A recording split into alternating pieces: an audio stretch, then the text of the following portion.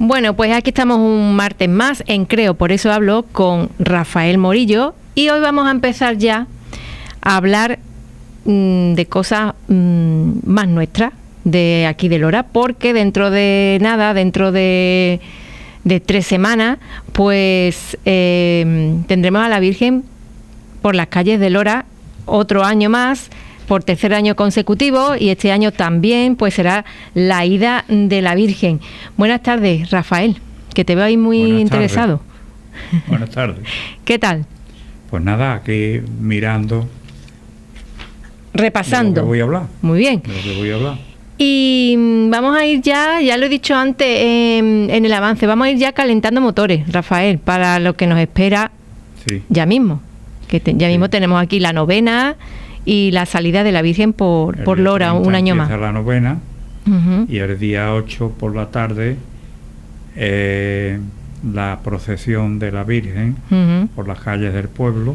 Así es. Y el día 9 es el besamano. El besamano. Rafael, ¿es la primera vez que la Virgen está aquí tanto tiempo? ¿En Lora? Sí, yo creo que sí.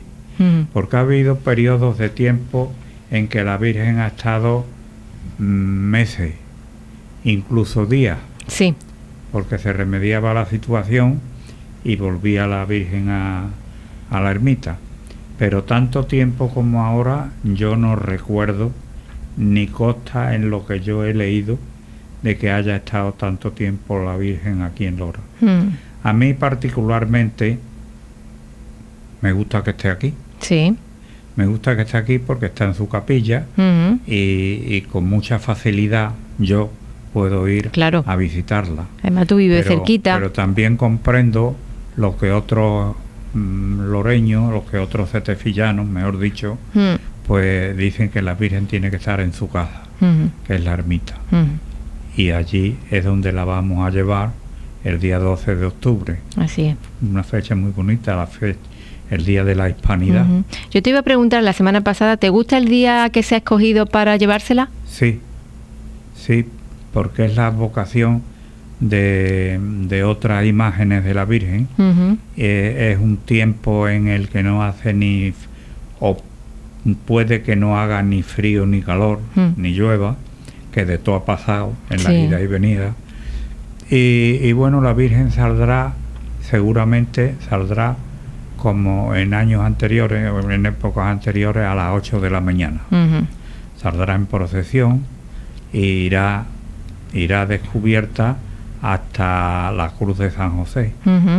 Antes era la de la Higuerilla, pero como dije el martes pasado, pues esa tradición se rompió porque no era lógico que la Virgen pasara tapada por un barrio de nuestro pueblo. Claro que no. El barrio de San José. Claro que sí, no es lógico. Entonces allí,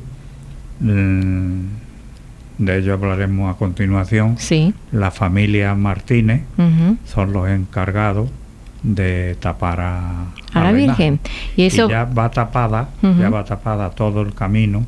Ya en la ida no hay puja, no hay escopetero, nada más que un caminar, rezando, cantando, hasta llegar a la Cruz de los Milladeros, que es destapada, y entonces allí una salva de vivas mientras la están descubriendo, hasta que entra en su santa casa, y entra, como dije el martes pasado, de espalda, despidiéndose del pueblo, pero haciéndoles ver que sigue estando con nosotros.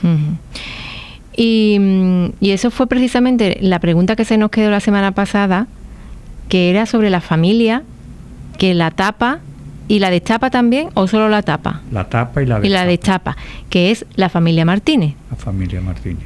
Cuéntanos, háblanos. Y de ello vamos a hablar.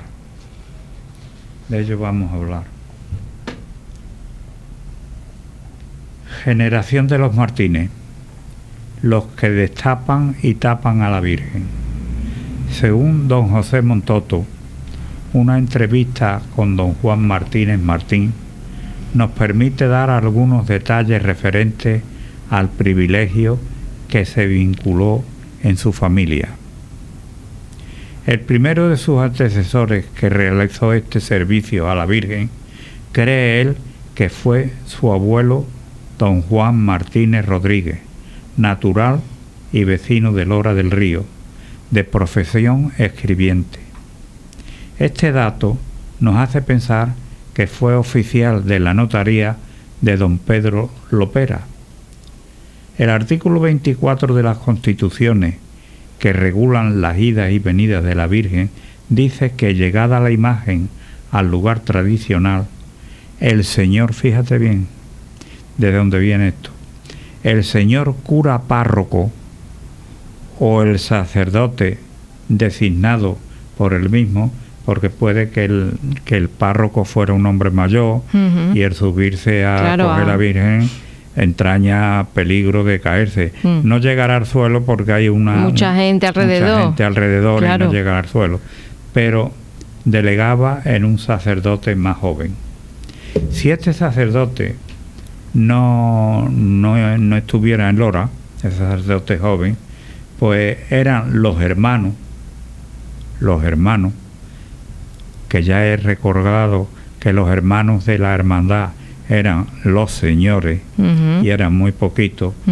Pero uno de los hermanos era el encargado de cubrir las andas con una funda, decidiéndose en puja si hubieran varios pretendientes, a cuál ha de corresponder hacerlo.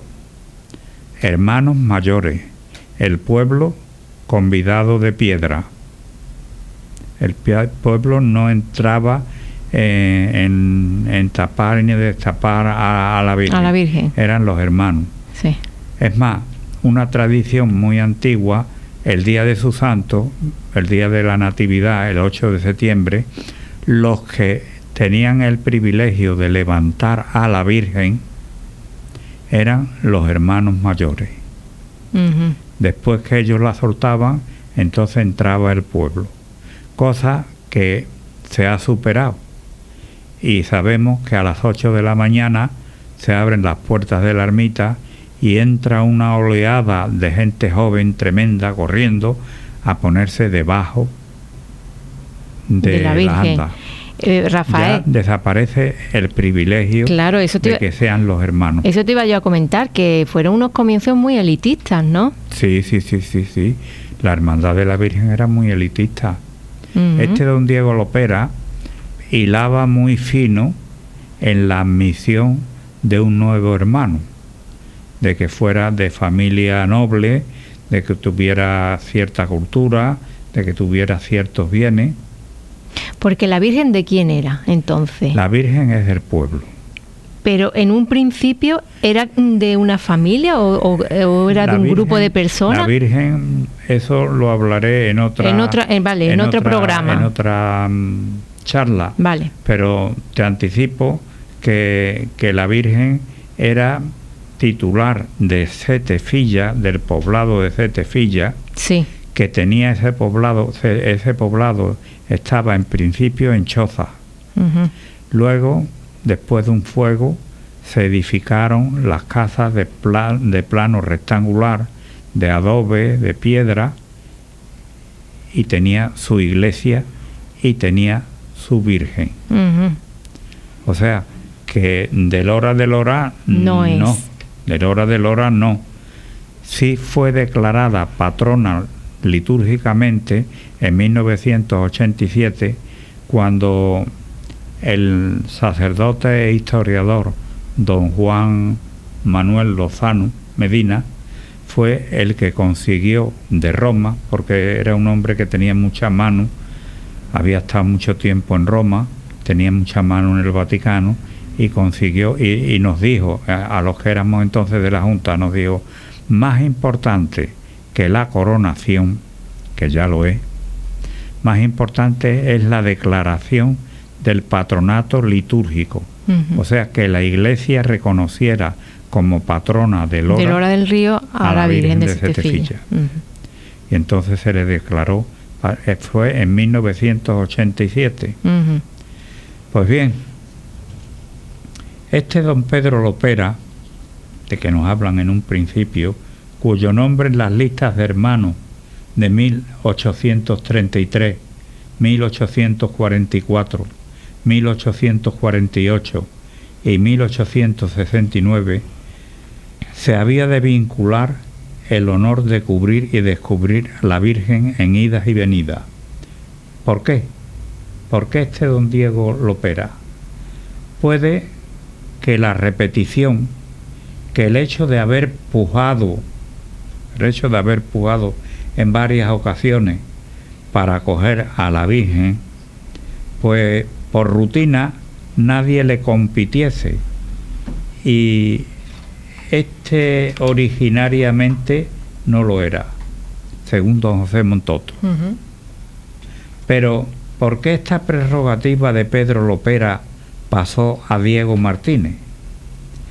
¿Era acaso pariente de los Lopera este don Diego Martínez? ¿Era acaso que le ayudaba en la realización de su cometido y que de simple auxiliar de tapar y destapar a la Virgen por la fuerza de la costumbre se sustituyera, una vez que don Pedro de Lopera no pudiera ya subirse, pues se sustituyera en esta dignidad? Como a otras cosas del pasado, tiene que quedar desconocido. La causa por la cual pasa de Lopera a Martínez es desconocida. Queda sin contestar. El hecho es que los Martínez vienen haciéndolo. Resumiendo, porque aquí hay mucha literatura y muchas fechas que no quiero cansar al pueblo de Lora. Resumiendo, que los venerables estatutos de culto de 1767, aún en vigor, en el artículo 24, se establece que el correr y descorrer los velos corresponden al párroco y el echar la funda al hermano de junta mediante puja o sacerdote más joven. Que esto no se cumple desde hace más de un siglo, bastante más. Que esta función la desempeña Pedro Lopera, del que sabemos que era notario. En Villaverde hay notario Martínez, descendiente de este señor. Que hubo en Lora una familia de apellido Martínez, de la que consta de que varios de sus miembros fueron escribientes, lo que hace pensar si alguno de ellos fue oficial del referido notario, al que pudo ayudar también en el piadoso menester y ser este el motivo de que le sucediese en la práctica de este servicio. Que parece ser que la esposa de un Diego Martínez, porque hubieron dos Diegos Martínez, de un Diego Martínez, fue auxiliar de camarera y facilitase la sucesión en el servicio desde la notaría de Lopera al Martínez escribiente. La casa de Diego Martínez, porque era de Lora, era la que está a la izquierda de la casa rectoral. La casa rectoral es donde están ahora los salones parroquiales de la parroquia de la Asunción, y en el alto está la vivienda del cura. Párroco, donde ahora están los salones parroquiales. El hecho de que los Martínez vienen haciéndolo, ellos acompañaban de niños a sus mayores, o sea que viene una tradición de generación, que desde chicos los iban metiendo por esa tradición, y que la realización de este cometido pasó por fuerza de la costumbre. A titular de esta antirreglamentaria, fíjate lo que dice don José Montoto, pasó a esta antirreglamentaria dignidad, según don José Montoto. Fue un Martínez quien regaló a la Virgen un traje de terciopelo grana y oro que le pusieron el día de su santo. O sea que este Diego Martínez estuvo muy cercano a la Hermandad de la Virgen. Antes de ser cubierta la imagen, una tanda de vítores iniciada por los loreños, por los señores Martínez, la cual es seguida por el pueblo, y cuando viene es destapada en la cruz de San José. Otro Diego Martínez. Casualmente hemos hallado a mediados del siglo XIX 2 Diego Martínez, como te he dicho anteriormente, los 2 escribientes.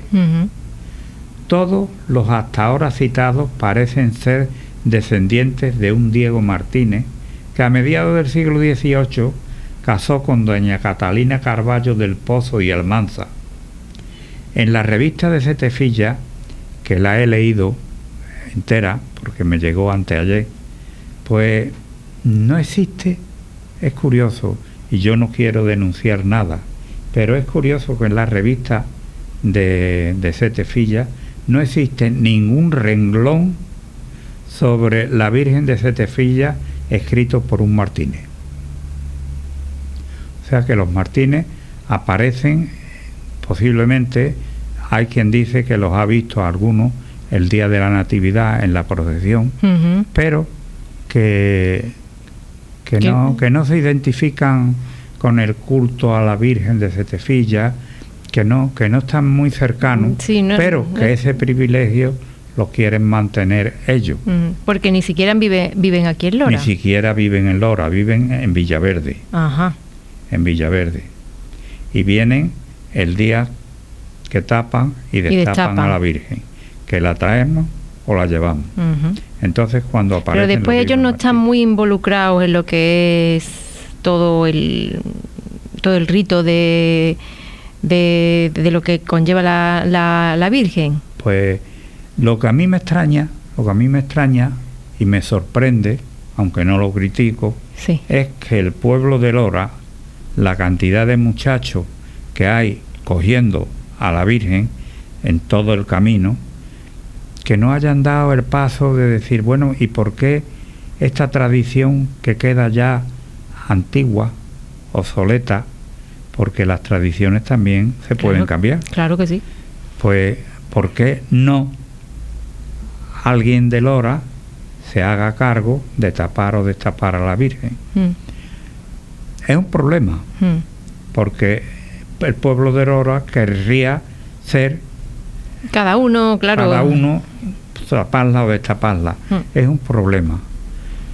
Un problema que la única solución que yo veo, que yo no estoy queriendo quitar a los Martínez de su sitio, ni mucho menos, pero que si un día el pueblo de Lora dijera, yo quiero tapar y destapar a la Virgen, ¿a quién corresponde? Pues la solución es muy sencilla. Podría corresponder a los miembros de la Junta de Gobierno, que siempre hay hombres jóvenes que se pueden subir y tapar y destapar a la Virgen. Es una sugerencia, pero sin ánimo de echar a un lado a los Martínez. Hay otras personas con otros cargos en la hermandad, porque yo ya soy un simple hermano, que lo podrían proponer, pero no se ha propuesto. Y lo curioso es que, como tú has visto, cuando cogen a la Virgen, la juventud, que van nerviosos, perdidos, sudando, la juventud no haya reivindicado ahí su sitio, ¿no? Ese derecho. Y luego la familia Martínez, pues ellos tienen esa tradición ellos mismos, porque se la van pasando uno a otro, aunque luego no participen mucho en lo que es toda o casi nada, pero eso lo tienen ellos en su familia. Hombre, y va pasando. Para ellos es una gala el subir y el tapar y destapar a la Virgen, hasta tal extremo que te voy a hacer una confidencia, porque no es cosa mía. Lo tengo grabado en el vídeo de la traída de la Virgen para la coronación en 1987. Estábamos en la Cruz de San José, y uno de los que se subió a destapar a la Virgen, empiezan con los viva María Santísima, viva la Madre de Dios, viva el orgullo de Lora, viva la Serranita Hermosa, etcétera, etcétera, etcétera.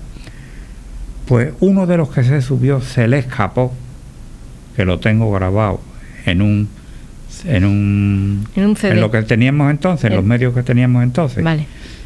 lo tengo grabado, se le escapó: viva la madre de Brene. De Brene. Oye, y lo curioso es que nadie dijo nada.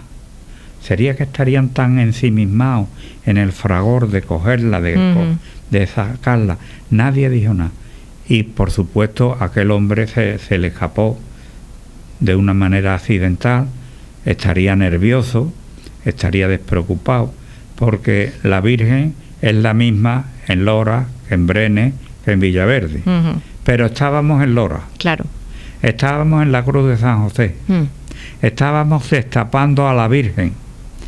Y no pegaba el viva la Virgen de Brene, claro. Yo, que estaba con el oído puesto, porque tengo muy buen oído, lo escuché. Pero no solamente lo escuché, sino que lo tengo grabado en una cinta de vídeo.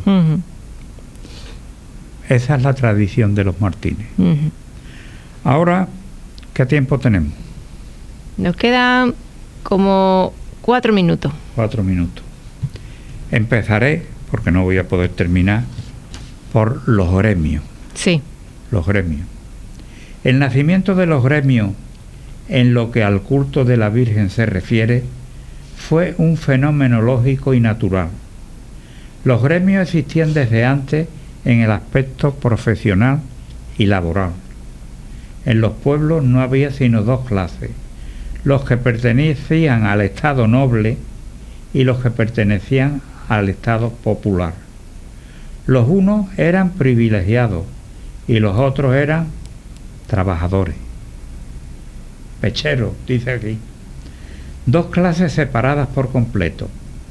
La de los comerciantes, industriales, capitalistas, fíjate, capitalistas, banqueros, no existía en los pueblos, en donde las actividades se cifraban en la agricultura, en la ganadería y en los pocos oficios al servicio de ella y de las más elementales necesidades, como son los carpinteros, los albañiles, los zapateros, los herreros, los talabarteros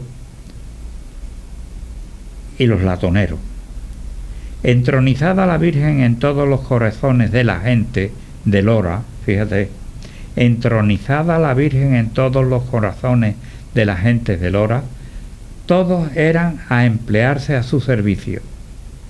La cofradía de Nuestra Señora de la Encarnación de Cetefilla, ya se dice en el capítulo correspondiente, hilaba muy delgado en la admisión de hermanos y disponía que sus constituciones, que para pertenecer a ella era preciso que el aspirante fuera de limpio nacimiento, en el sentido que entonces se daba a la frase.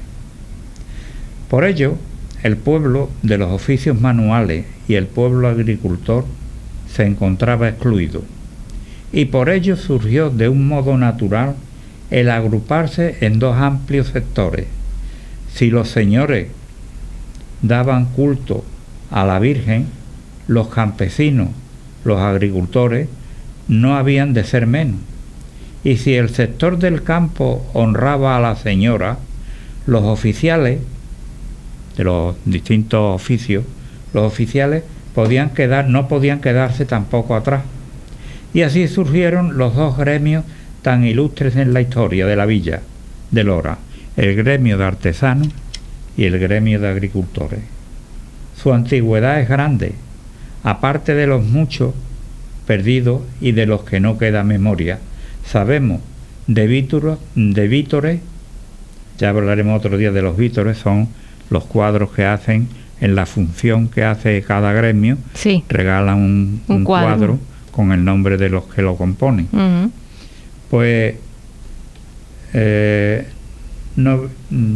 su antigüedad es grande. Aparte de los muchos perdidos y de los que no queda memoria, sabemos de vítores de 1720. Uno del gremio de oficiales, siendo predicador don Jacobo de León Sotelo, y otro de los agricultores del mismo 1720, en el que el predicador fue Fray Juan Bravo, y hay memoria de otro en 1616. Las funciones de los gremios fueron siempre espléndidas. En ellas se desbordaba el fervor popular. No hubo en el siglo pasado la de los oficiales en 1879, predicada por don Manterola, que por mucho tiempo dejó memoria por el fausto desplegado en la fiesta religiosa y en la famosísima mascarada. Si algún día tenemos tiempo podremos hablar de la mascarada, que atrajo a Lora el vecindario de los pueblos circundantes. Otra mascarada hubo también de los artesanos, 90 años antes, en 1789. Muchos de los pasajes de 1879 son reproducción de la anterior. Y termino. Las relaciones de ambas se publicaron por unos folletos que con el título de Ave María edité, está hablando don José Montoto, edité en los años 1925 y 1926, en colaboración con el inolvidable coadjutor don Juan María Coca, asesinado en la reyerta de 1936. Los manuscritos los conservaba y me los facilitó un gran loreño, don Cristóbal Pérez Ramos, de venerable memoria por las virtudes que tanto él como sus familiares adornaron. Familia toda entregada al culto y al amor de la Virgen, como hijos de don Juan Andrés Pérez Olivero, diputado que fue del gremio de artesanos. Comprenderéis por qué me he saltado muchos nombres, porque sería muy monótono. Este don Cristóbal Pérez Ramos posiblemente sería, si no él, algún descendiente suyo, aunque creo que era soltero, fue el organista de la Asunción, fuera el que tocaba el órgano de la Asunción. Y existía un sorchantre que estaba colocado en el ayuntamiento, un buen hombre, Luis, que era el que cantaba. Cuando Juanito Pérez, descendiente de este Pérez, ya no podía subir las escaleras de madera para subir al coro alto, el sorchante se ofreció, era un buen hombre, se ofreció a tocar el piano él y a cantar, y que cobrara lo poquito que la iglesia diera, yo no sé cuánto daría, lo poquito que daría, que lo comprara Juanito Pérez. Murió y vivió con sus hermanas y su hermano, don Cristóbal, en la calle de la Silla. Bueno, Rafael, nos tenemos que ir. Bueno. Nos tenemos que ir. La semana que viene continuamos. Continuamos con los gremios. Continuamos con los gremios y bueno, ya estamos aquí en plena faena. En plena faena, el pueblo de Lora, nuestros queridos oyentes, a los cuales agradezco su detalle de escucharnos. Sí, que nos escuchan mucho. Vamos a complacerlo en hablar solo de la Virgen. Tenemos tiempo de hablar de la Virgen, de su Hijo Jesús y de todo lo demás. Muchísimas gracias, Rafael. A ti.